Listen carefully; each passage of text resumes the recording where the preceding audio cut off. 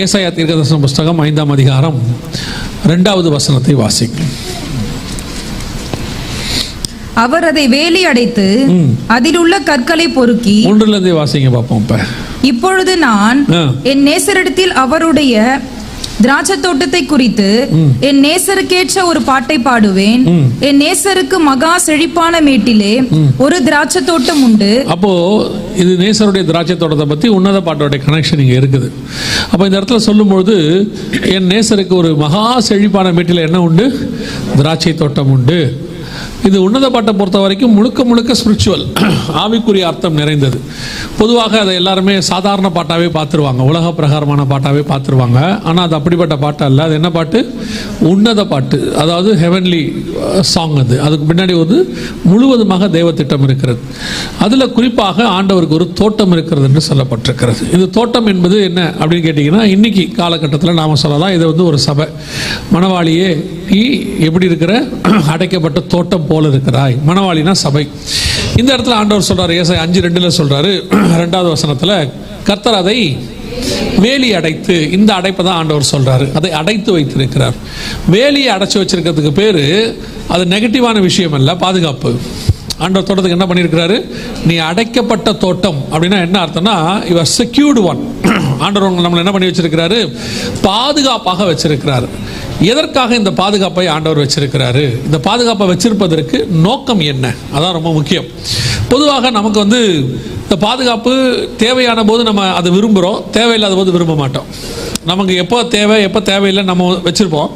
அப்போ தேவையில்லாத போது அந்த பாதுகாப்பை நம்ம என்ன செய்ய மாட்டோம்? விரும்ப மாட்டோம். தேவையான போது, இப்போ நைட்டு படுக்க போகும்போது வீட்டை நம்ம என்ன பண்ணிட்டு போவோம்? பூட்டிட்டு தான் போவோம், எல்லாம் செஞ்சுட்டு தான் போவோம். அதே நேரத்தில் இப்போ நம்ம ஒரு ஆஃபீஸ்குள்ளே போகிறோம், ஒரு இடத்துக்கு போகிறோம், போகும்போது அது எல்லாமே பூட்டி இருந்துச்சுன்னா நமக்கு கோபமாக வரும். 2 மணிக்கு வரோன்னு சொல்லியிருக்கிறோம், அவங்க பூட்டி வச்சுருக்கிறாங்க, திறக்கலை அப்படின்னு சொல்லி, அப்போ நம்ம அது என்னவாக இருக்கணும்னு நினைக்கிறோம்? திறந்துருக்கிறோம்னு நினைக்கிறோம். ஸோ நமக்கு தேவையான போது பூட்டி இருக்கணும், தேவையான போது அது என்னவாக இருக்கணும்? திறந்திருக்கணும். ஆனால் தேவனை பொறுத்த வரைக்கும் தோட்டம், அவர் என்ன செய்கிறாரு? நீ அடைக்கப்பட்ட தோட்டமாக இருக்கிறார், யூ ஆர் செக்யூர்டு ஒன் அப்படின்னு வச்சிருக்கிறார். எதனால் சபை அப்படி பாதுகாப்போடு கூட இருக்கணும், அடைக்கப்பட்ட தோட்டமாக இருப்பதற்கு காரணம் என்ன? பொதுவாக சபை என்பது உங்களையும் என்னையும் தான் குறிக்கும், கட்டடத்தை குறிக்காது. நம்மை ஆண்டவர் என்ன செஞ்சிருக்கிறார்னா, ஒரு பாதுகாப்போடு கூட வேலி அடைக்கப்பட்ட ஒரு பாதுகாப்பு ஏரியாக்குள்ளே தான் ஆண்டவர் நம்மளை வச்சிருக்கிறார். அப்படி தான் விரும்புகிறார். ஸ்பிரிச்சுவலியும் அப்படி தான் வேதம் சொல்லுது. ஆனால் நம்ம அந்த பாதுகாப்புக்குள்ளே நாம் இருக்கிறதுக்கு நாம் விரும்புறதில்லை. சில நேரங்களில் நாம் அதை எதிர்பார்க்கறதில்ல. ஆண்டவர் நம்மளை கொஞ்சம் ஃப்ரீயாக விடணும் அப்படிங்கிறத நம்ம என்ன செய்கிறோம்? நினைக்கிறோம். பல நேரத்தில் நமக்கு ஏற்ற மாதிரி சபை, நமக்கு ஏற்ற மாதிரி வசனம் வந்தால் நமக்கு ஓகே, நம்ம அது நல்லா இருக்கும். ஆனால் ஆண்டவர் அப்படி அல்ல, எல்லாவற்றிலும் அவருடைய சித்தத்தை தான் நிறைவேற்ற வேண்டும் என்று விரும்புகிறார். அப்போ சில இடங்களில் நாம் அவர் சித்தத்தை செய்யறதுக்கு கொஞ்சம் யோசிப்போம். ஏன்னா அது கொஞ்சம் கஷ்டமாக இருக்கும், நம்ம விருப்பப்பட்ட மாதிரி இருக்காது. இப்போ இஸ்ரவேல் ஜனங்களை கானானுக்குள்ளே கூட்டிகிட்டு போகும்போது அவர் ஒரு முறை வச்சுருந்தார். அந்த முறை அவர்களுக்கு என்ன செய்யலை? பிடிக்கலை. அவங்களுக்கு மன்னாவை கொடுத்து, கண்மலை தண்ணியை கொடுத்து, அவங்கள கானானுக்கு போகிற வரைக்கும் அப்படி தான் கூட்டிகிட்டு போகணும்னு விரும்பினார். ஆனால் அவங்களுக்கு அது பிடிக்கல. அவங்களுக்கு என்ன பிடிக்குது? எகிப்தின் கொமட்டிக்காய் வேணும், எங்களுக்கு இறைச்சி வேணும், அந்த பாத்திர தண்டையில் உட்காந்து நாங்கள் இறைச்சி சாப்பிடணும் அப்படின்னு. ஸோ அவங்களுடைய வே ஆஃப் லிவிங் அல்லது அவங்க வாழக்கூடிய முறை, அதை அவங்க விரும்புகிறாங்க. தேவன் அவங்களுக்கு வேற ஒரு திட்டத்தை ரெடி பண்ணி வச்சிருக்கிறார், இப்படி தான் இருக்கணும். அதே மாதிரி தான் நம்ம எல்லாருக்குமே காட் ஒரு பிளான் வச்சிருக்கிறாரு, காட் ஒரு பாதுகாப்பு வச்சிருக்கிறாரு. இப்படி தான் நம்ம இருக்க வேண்டும் என்று விரும்புகிறார். பல நேரத்தில் நாம் அதை என்ன செய்கிறதில்ல? விரும்புறதில்ல. நாம ஒரு பிளான் வச்சுக்கிட்டு நாம இப்படி இருக்கணும், அதையும் நம்ம என்ன பண்ணுவோம்னா அதை ஆண்டவர்கிட்ட சொல்லி ஆண்டவர் அதன்படி நமக்கு செய்யணும். ஜபத்தோட போகிறோன்னு சொல்லுவோம். ஜபத்தோடு செய்யும் போது ஆண்டவர் அதையும் கேட்டு என்ன பண்ணிடணும்? என் பிளான் அப்புறமா வச்சுக்கிறேன், இருக்கட்டும், நீ என்ன ஆசைப்படுறியா, சரி இதை பண்ணிக்கோ, நான் அப்படி பண்ணிட்டா நாம் ரொம்ப சந்தோஷம், கர்த்தர் ரொம்ப நல்லவர், நான் என்ன ஆசைப்பட்டனோ அதை ஆண்டவர் என்ன பண்ணியிருக்கிறாரு? அதை கொடுத்துருக்கிறாரு அப்படின்னு சொல்லி. பல நேரங்களில் கர்த்தர் கொடுத்து அடிப்பார், அது வேற விஷயம். நம்ம ஆசைப்படுறதை என்ன செஞ்சிருவாரு? கொடுத்துருவாரு. திடீர்னு இறைச்சி கேட்டாங்க எல்லாரும், கொடுத்தாரு, காடையை கொடுத்தாரு. சாப்பிட்றா என்னாரு? எவ்வளோ சாப்பிட போகிறேன்னாரு. நல்லா சாப்பிடு. அவன் எப்படி சாப்பிட்டானா? மூக்கு வழியாக வர வரைக்கும் சாப்பிட்டானாமா. அடித்து சாப்பிட்டு முடிச்சு மனாவங்கால ஒரு அடி அடிச்சாரு பாருங்க, கதை முடிஞ்சு, அவ்வளோதான். பல நேரங்களில் கர்த்தர் நமக்கு வச்சிருக்கிற ஆசீர்வாதம், கர்த்தர் வச்சிருக்கிறதான தடை, கர்த்தர் அது தடையும் நல்லது. சில நேரத்தில் கர்த்தர் நமக்கு என்ன பண்ணி வச்சிருக்கிறாரு? தடை பண்ணி வச்சிருக்கிறாரு. அப்படிதான் இந்த தோட்டத்தை கர்த்தர் என்ன பண்ணியிருக்கிறாரா? அடைச்சி வச்சிருக்கிறார், வேலி அடைச்சி வச்சிருக்கிறாரா? அதுக்கு ஒரு ரீசன் இருக்கு. முதல்ல ஒரு தோட்டத்தை ஆண்டவர் படைச்சார். படைக்கும் போதே ஆண்டவர் எதை படைச்சிருக்கிறாரு? ஒரு தோட்டத்தை படைச்சு, நம்ம எல்லாருக்கும் தெரியும், ஏதேன் தோட்டத்தை படைத்தார் என்று தெரியும். இந்த தோட்டத்தை கர்த்தர் பாதுகாப்பாக இருக்க சொல்லி ஆண்டவர் ஒருத்தன்கிட்ட ஒரு வேலையை கொடுத்தார். வாசிங்க ஆதியாகமத்தின் புஸ்தகம் 2ஆம் அதிகாரம் 15வது வசனத்தை வாசி. தேவனாகிய கர்த்தர் மனுஷனை ஏதேன் தோட்டத்தில் அழைத்து கொண்டு வந்து அதை பண்படுத்தவும் காக்கவும் வைத்தார். அப்போ மனுஷனுக்கு ஆண்டவர் கொடுத்திருக்கிறதான வேலை என்ன அப்படின்னு கேட்டீங்கன்னா 2 வேலை தான் கொடுத்தார். ஒன்று தோட்டத்தை பண்படுத்தவும், 2வது காக்கவும் வைத்தார். ஒன்று மெயின்டைன், இன்னொன்று வாட்ச். 2 வேலை தான் ஆண்டவர் கொடுத்திருக்கிறார். எதுக்காக ஆண்டவர் அந்த வேலையை கொடுத்தாரு அப்படின்னு சொல்லி பார்த்தீங்கன்னு சொன்னால் அதுக்கு ஒரு ரீசன் இருந்துச்சு. ஆண்டவருக்கு வந்து அதுக்கு ஒரு ரீசன், அது ஒரு லாங் ப்ராசஸ். இப்போ சொல்லணும்னா அவனை பார்த்து ஒரு வார்த்தை சொல்லுவார். ஆதியாகமத்தின் புஸ்தகம் 1ஆம் அதிகாரம் 28வது வசனத்தில் சொல்லுவார், நீங்கள் பலுகி பெருகி பூமியை நிரப்புங்கள் அப்படிம்பார். அப்படிதானே இருக்குது. அந்த வசனம் என்ன சொல்லுது? பின்பு தேவன் அவர்களை நோக்கி நீங்கள் பலுகி பெருகி பூமியை நிரப்பி. அப்ப அவன் தோட்டத்திலிருந்து பலுகி பெருகி எதை நிரப்பணும்? பூமியை நிரப்பணும். அதான் அவனுக்கு வேலை, அதான் அவனுடைய ப்ராசஸ். ஆனா அதை செய்யும் போது அவன் என்ன பண்ணணும் அப்படின்னு கேட்டீங்கன்னு சொன்னா, அவன் இருக்கிற தோட்டத்தை பத்திரமா பார்த்துக்கணும். அவன் இருக்கிற தோட்டத்தை என்ன செய்யணும்?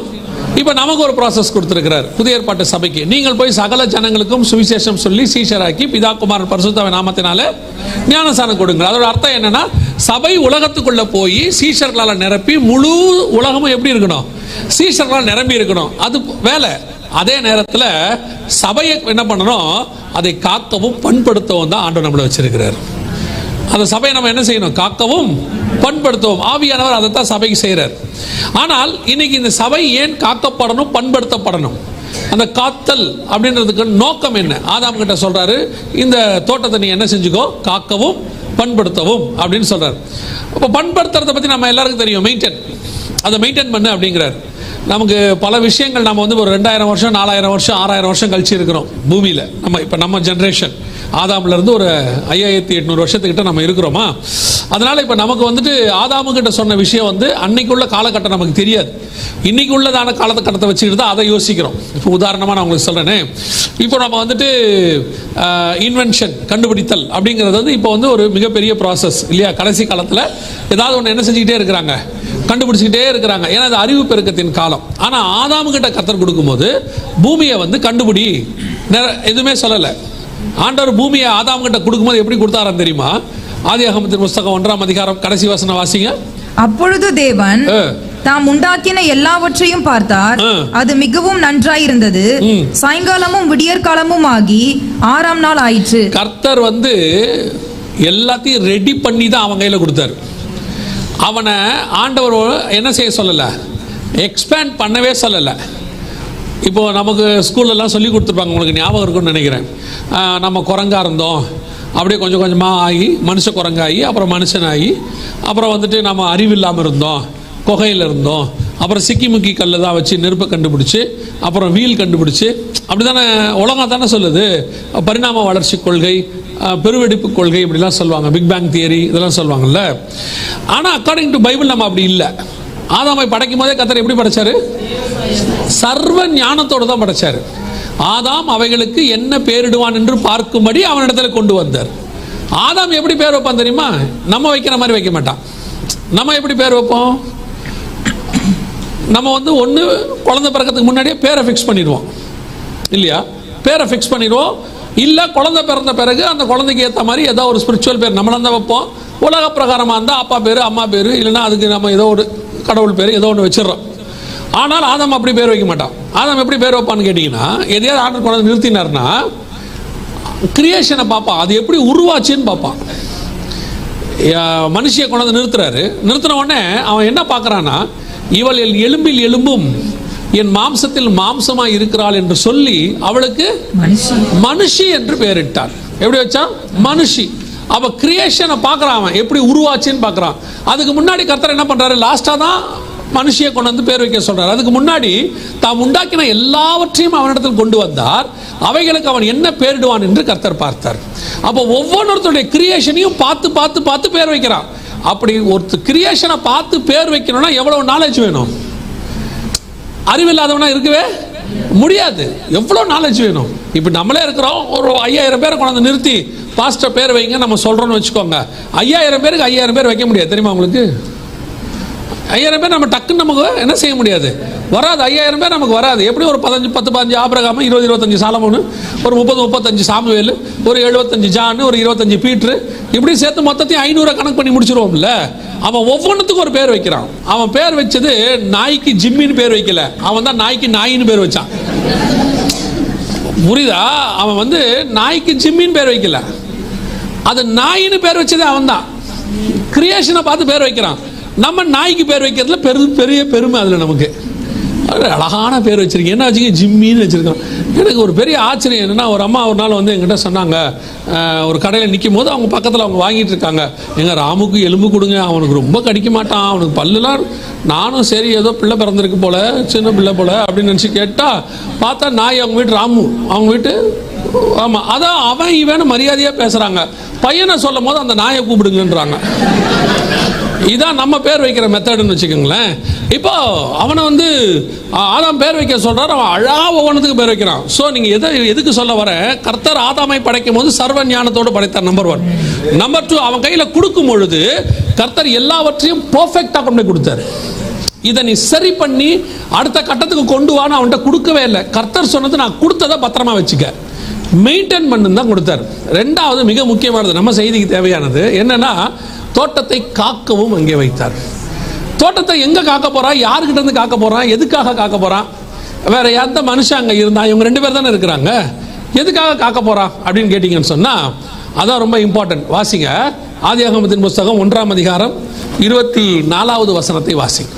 பின்பு தேவன் பூமியானது ஜாதி ஜாதியான ஜீவ ஜத்துக்களாகிய நாட்டு மிருகங்களையும் ஊரும் பிராணிகளையும் காட்டு மிருகங்களையும் ஜாதி ஜாதியாக பிறப்பிக்க கடவுது என்றார். அப்ப கர்த்தர் படைக்கும் போதே எப்படி படைச்சிருக்கிறாரு? ஜாதி ஜாதியாவா? நல்ல வெளிப்பாடு. அப்படியே மெயின்டைன் பண்ணுங்க. அவ்வளோ கஷ்டப்பட்டு முதல் ஆராதனையில் பேசி முடிச்சுட்டு வந்திருக்கிறோம். கடைசி ஆராதனையில் ஜாதியை படைச்சாருன்ட்டியா? இருங்க அதை கிளாரிஃபை பண்ணிட்டு போயிடுவோம் நம்ம. இல்லைன்னா இது யூடியூப்பில் போடும்போது தப்பாக போயிடும். இல்லை, ஆங்கில வேதாகமம் கையில் இருக்கா, இங்கிலீஷ் இருக்கா? வாசிங்க, 124 வாசிங்க.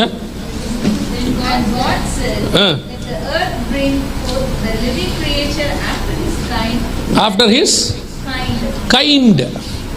கைண்ட்னா வகை வகையா, வகை வகை என்கிறதுக்கு வடச்சொல், சமஸ்கிருத சொல்லு தான் ஜாதி ஜாதியா. நீங்கள் ஜாதினா உடனே கேஸ்ட்டுக்கு போயிடக்கூடாது. உடனே நம்மால் முடிவு எடுத்துருவான், ஆண்டவரே ஜாதி ஜாதியாக தான் படைச்சிருக்கிறார் அப்படின்ட்டு. அது மிருகத்தை படைக்கும் போது வேற பார்த்துங்க, மிருகத்துக்கு ஜாதியே கிடையாது. அப்புறம் மிருகத்துக்கு ஜாதி வச்சிங்கன்னா ஜாதிக்காரம்லாம் உங்களை கொண்டே விடுவாங்க உங்களை, சரியா? அப்போ அங்கே வந்து கைண்டுன்னு இருக்குது. கைண்டுனா வகை வகையாக ஒவ்வொரு வகையாக படைக்கிறாரு. காட்டு மிருகம் ஒரு வகை, நாட்டு மிருகம் ஒரு வகை, ஊரும் பிராணி ஒரு வகை அப்படின்னு படைக்கிறார். இதில் என்ன ஆச்சரிய விஷயம்னா, கர்த்தர் படைக்கும் போது நாடு காடுன்னு இருந்துச்சா?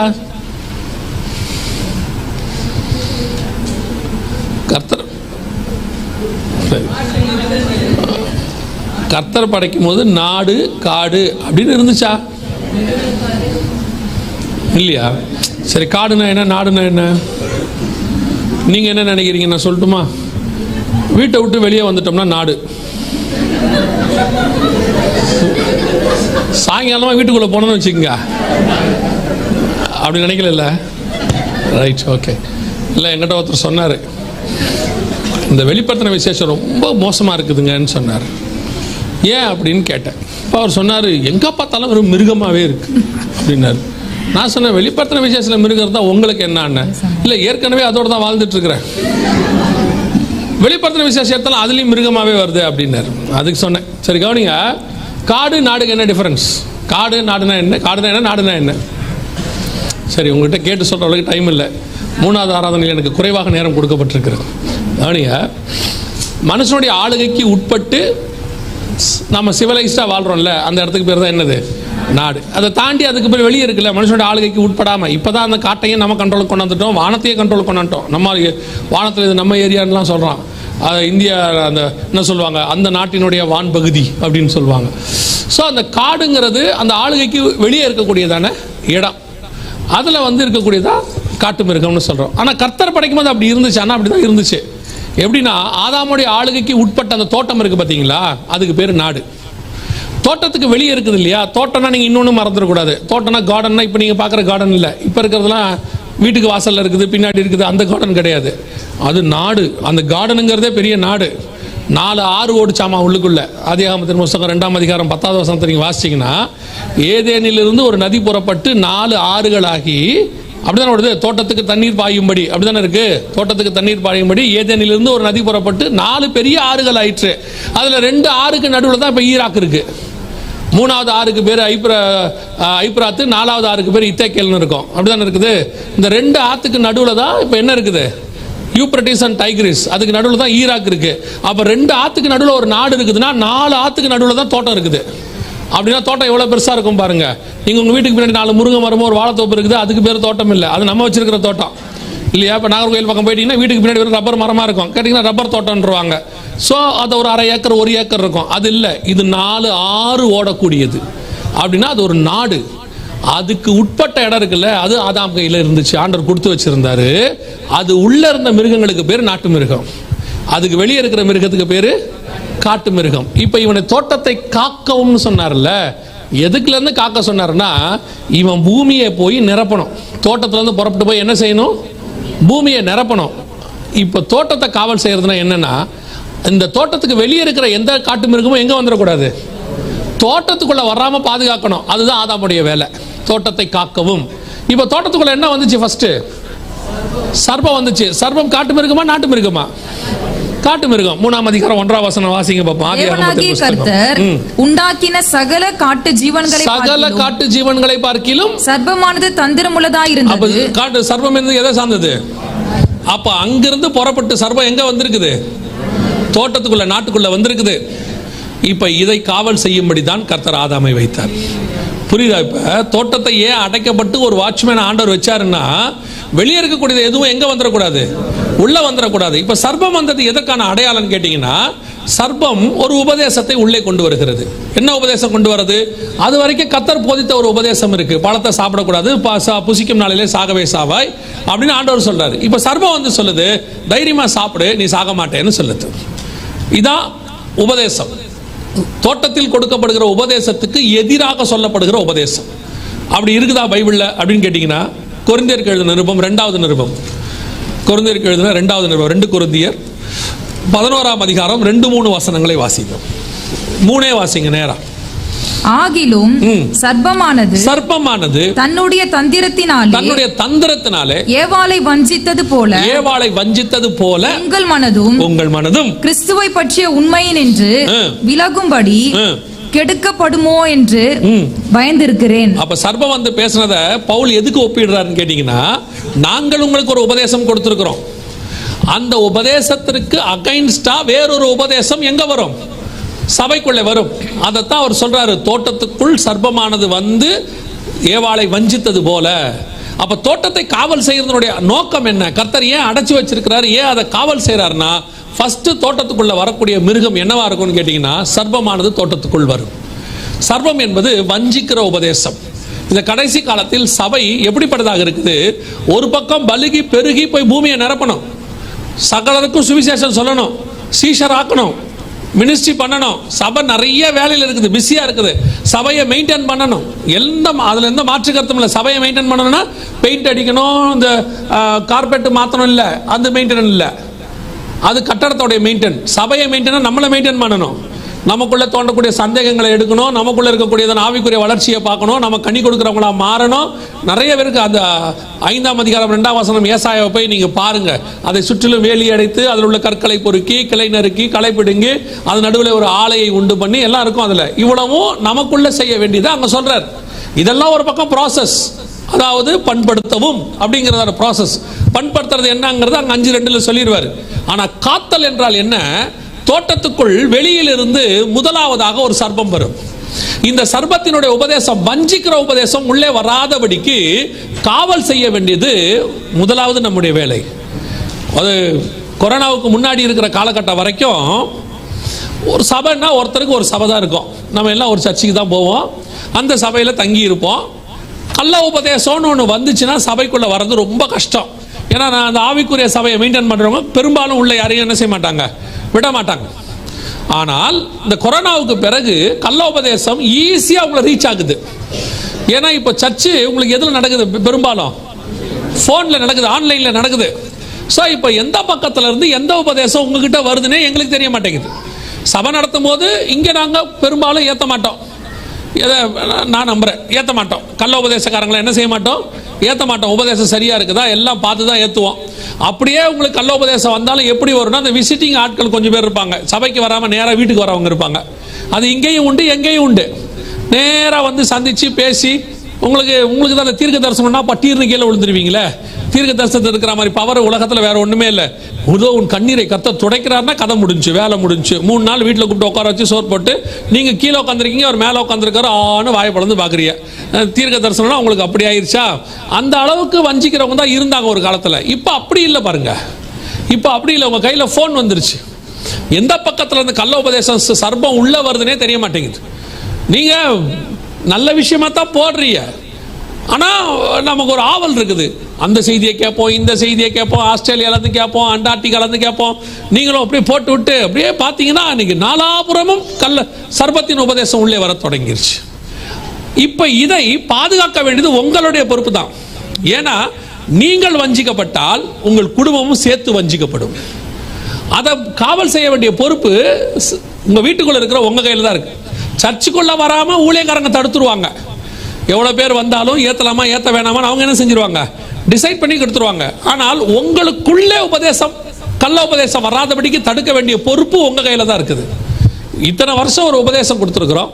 இதை தாண்டி நூதனமான ஒரு உபதேசத்தை ஒருத்தன் சொல்லும் பொழுது அதை ஏற்றுக்கொள்ளுகிற மனப்பக்குவம் வருது பாருங்க. எனக்கு அதுதான் ஆச்சரியமா இருக்குது. எத்தனையோ ஆவிக்குரிய ஊழியர்கள் அவர்களுடைய பிள்ளைகளை இப்போ நாங்கள் பார்க்கிறோம். ஆவிக்குரிய ஊழியர்களுடைய பிள்ளைகளை பார்க்கிறோம். எப்படி இப்படி வஞ்சிக்கப்பட்டிருக்கிறாங்க, ஏன் இப்படி உபதேசம் மாறுச்சுன்னே தெரில. அமெரிக்காவுக்கு போயிட்டு வராங்க அல்லது லண்டனுக்கு போயிட்டு வராங்க.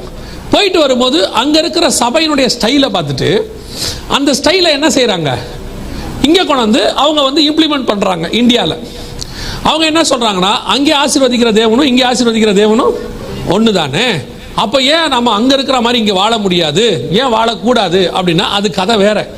என்ன கதை வேற? அங்கே இருக்கிற கார் மாதிரியே நம்ம காரு கேட்குறோம்.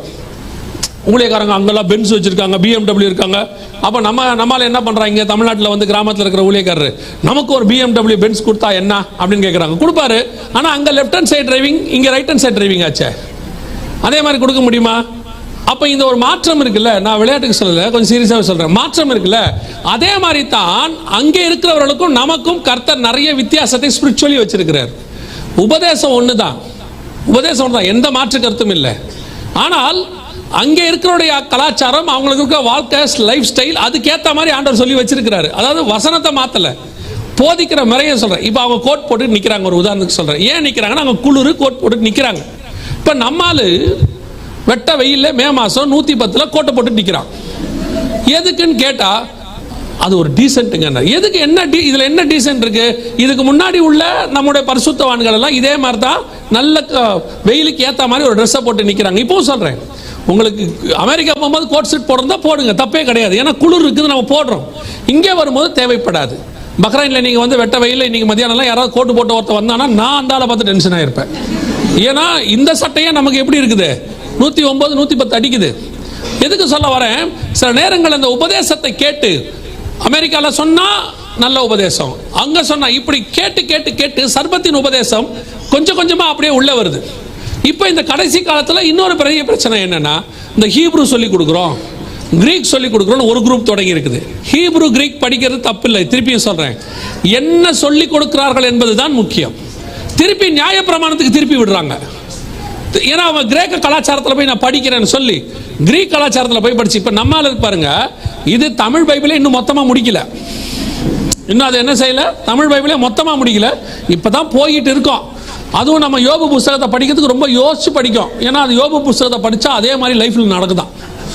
என்ன ஒரு வெளிப்பாடு பாருங்க, யோபு புஸ்தகத்தை படித்தா அதே மாதிரி நடக்குது. அப்போ எஸ்தர் புஸ்தகத்தை படித்தா நீங்கள் ராஜாத்தி ஆயிடுவீங்களா?